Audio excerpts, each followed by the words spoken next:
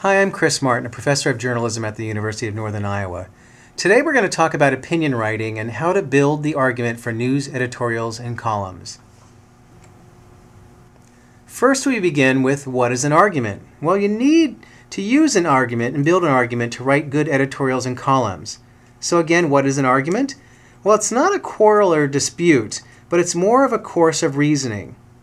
To do well with your argument, you have to have a compelling argument for your editorial or column.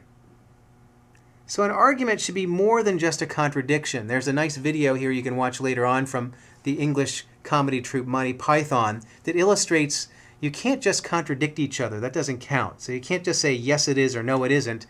That's not going to make a good editorial or column. Instead, we have another link here from the vantage of an English professor, is that what we need to do is build a critical argument. So an argument is more sophisticated. We need to build a solid critique for our editorial and column. So how do we begin?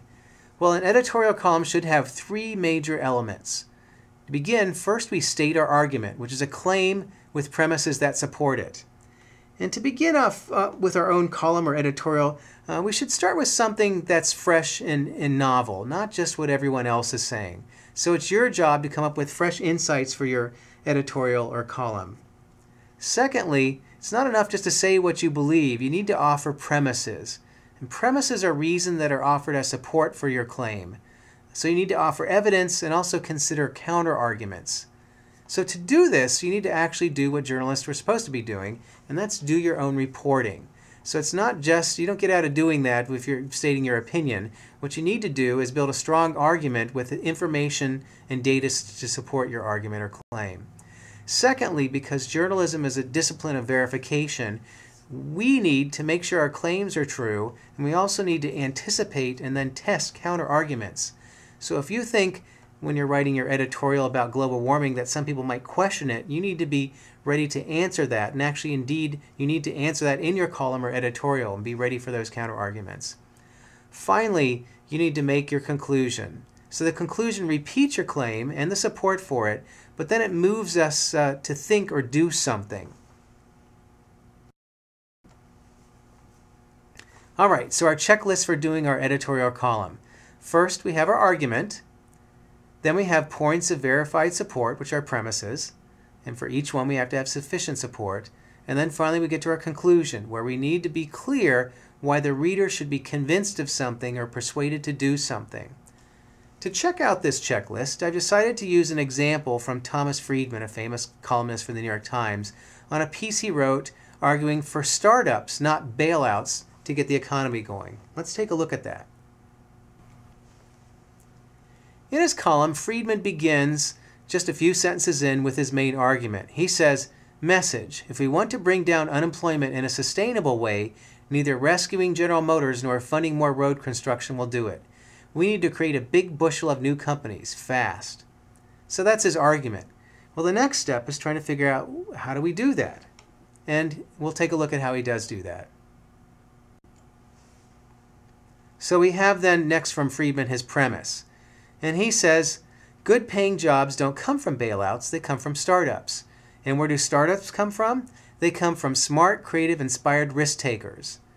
So that helps us figure out the argument. That's the support. That's how we grow new companies fast. We need these smart, creative, inspired risk takers. But we need a little bit more support. Why do we need these kind of people? What's evidence to support that point? Well, let's go next and see what Thomas Friedman comes up with. Here we get the evidence for his premise. Citing an expert, he says roughly 25% of successful high-tech startups over the last decade were founded or co-founded by immigrants. And then Friedman gives us some examples to think about. He goes, think Sergey Brin, the Russian-born co-founder of Google, or Vinod Khosla, the Indian-born co-founder of Sun Microsystems.